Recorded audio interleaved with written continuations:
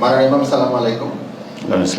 আমাদের নারী বিভাগের উদ্যোগে একটি অনুষ্ঠান আজকে ময়মনসিংহে অনুষ্ঠিত হয়েছে, কিন্তু এই অনুষ্ঠানটি যেন না হতে পারে সেজন্য গতকালকে থেকে জামাত ইসলামের স্থানীয় নেতাকর্মীরা পুলিশ প্রশাসনের উপর হুমকি ধামকি দিয়েছেন, যার ফলে অনুষ্ঠানটি সংক্ষিপ্ত আকারে আমাদেরকে করতে হয়েছে।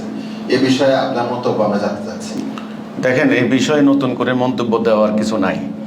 বাংলাদেশে যারা এখন রাজনীতি করে তারা ভাবছে যে তাদের এখন পোয়া বারো, বিশেষ করে ধর্মভিত্তিক দলগুলা, এর মধ্যে জামাত ইসলামী স্বাভাবিকভাবে লিডিংয়ে আছে।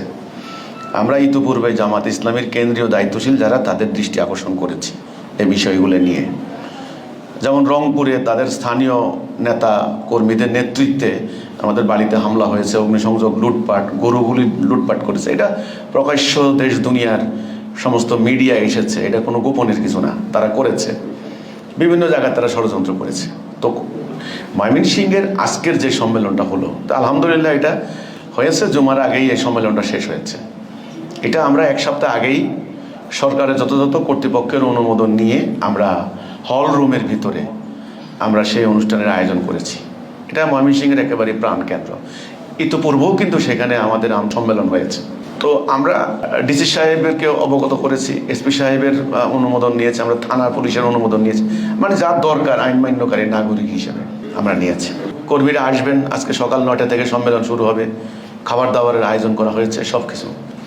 হঠাৎ রাত 9টার দিকে ওসি সাহেব ফোন দিলেন, আমাদের যিনি দায়িত্বশীল আছেন, যে আপনাদের আগামীকালকের মিটিংটা হবে না, এটা স্থগিত করেন।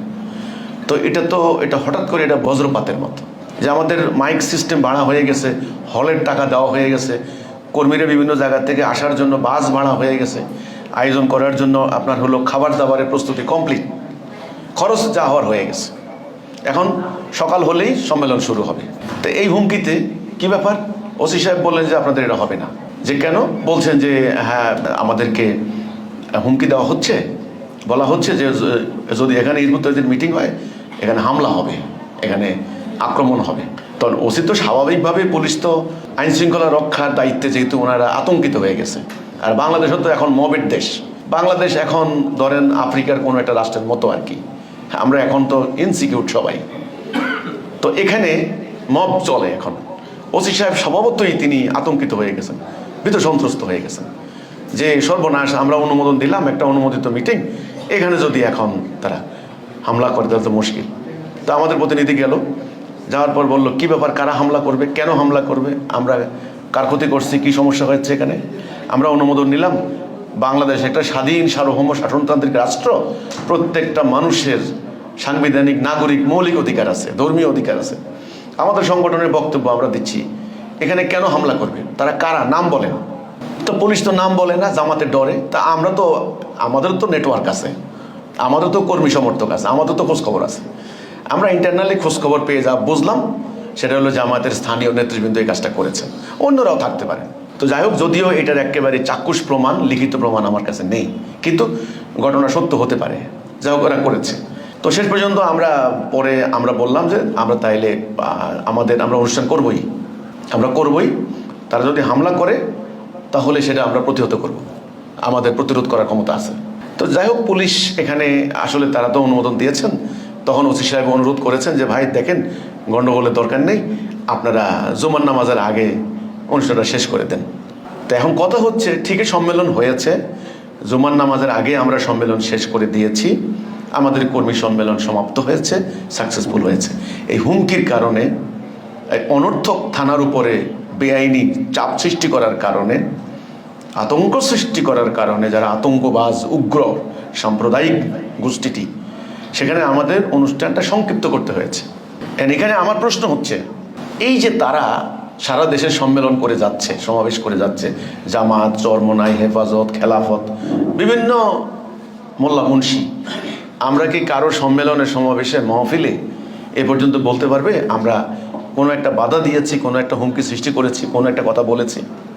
তারা সোহরাওয়ার্দী উদ্যানে এত বড় সমাবেশ করতে পারলো, কেউ কি বলেছে তারা প্রকাশ্যে মাহফিল করছে, সমাবেশ করছে, মাইকিং করছে? আমরা যখন কোনো একটা সম্মেলন করতে যাই, কোনো একটা অনুষ্ঠান করতে যাই, তাদের এত গাত্রদাহ কেন? কেন? এরা নাকি স্বৈরাচার বিরোধী আন্দোলন করেছে, স্বৈরাচারকে তাড়িয়েছে।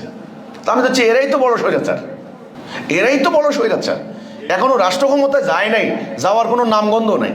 রাষ্ট্রের আনরেস্ট পরিস্থিতি, আইন শৃঙ্খলা পরিস্থিতি এখনো স্বাভাবিক নয়, ল অ্যান্ড অর্ডার সিচুয়েশন এখনো স্টেবল নয়। এই সুযোগে তারা থানাকে চাপ দিয়ে হেন করেঙ্গা তেন করেঙ্গা, এই যে, তাহলে এরাই তো আসল স্বৈরাচার। স্বৈরাচার তো যায় নাই, এরা ইসলামের কথা বলে।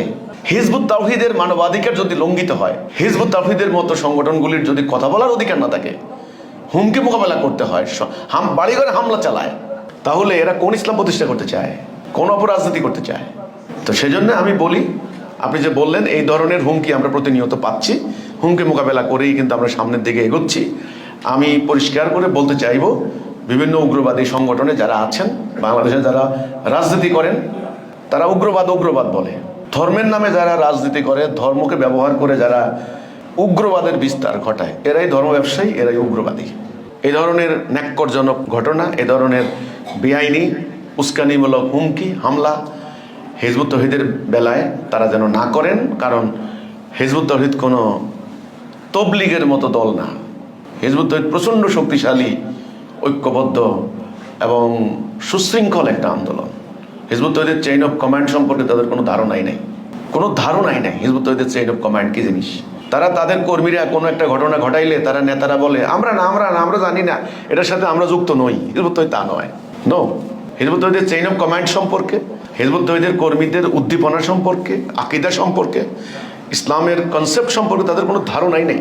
হিজবুত তাওহীদের প্রতিটা সদস্য শহীদ হওয়ার জন্য শপথ করে।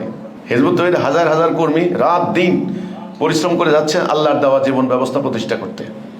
তারা যখন তথাকথিত গণতন্ত্রের নামে দাপ্পাবাজের রাজনীতির সঙ্গে আপোষ করে চলেছে, শিরিক করছে, হিজবুত তাওহীদ সেখানে মাথা উঁচু করে আল্লাহর দেওয়া ব্যবস্থা প্রতিষ্ঠার জন্য তারা দাঁড়িয়েছে। কারণ হিজবুত তাওহীদের প্রত্যেকটা নারী এবং পুরুষ শহীদ হওয়ার তামান্না নিয়ে মাঠে লড়াই করে। হিজবুত তাওহীদ সম্পর্কে তাদের ধারণা থাকা দরকার। আমাদের সম্পর্কে ষড়যন্ত্র করে কোনো লাভ হবে না, এই হলো আমার কথা। ময়মনসিংহে এই ধরনের ষড়যন্ত্র, এই ধরনের হুমকি এর আগেও হয়েছে।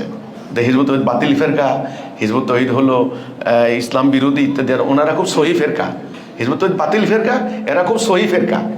এরা একদল আরেক দলকে কাফের ফতুয়া দিচ্ছে, ফেসবুক ইউটিউবে হাজার হাজার কন্টেন্ট আছে, আপনি দেখেন খালি। এদের জঘন্য নোংরামি কার্যক্রম তুলে ধরে মানুষ করেছে, ওটা হয়ে গেছে সহি ফেরকা। আসলে এখানে বাতিল আর সহি বলে কোনো কথা নেই। এখানে সংখ্যা যার যত বেশি, তার মাস্তানি তত বেশি, এখানে আর কিছু না। তা আমরা সংখ্যার অহংকার করে আন্দোলন করি না। তো এই হচ্ছে কথাটা। ময়মনসিংহে আমাদের সমাবেশকে বানচাল করার জন্য হুমকি দিয়েছেন। আমরা বলবো, আপনারা এই ধরনের বেআইনি কর্মকাণ্ড থেকে বিরত হন। আমরা আল্লাহর দ্বীন প্রতিষ্ঠা করতে দাঁড়িয়েছি।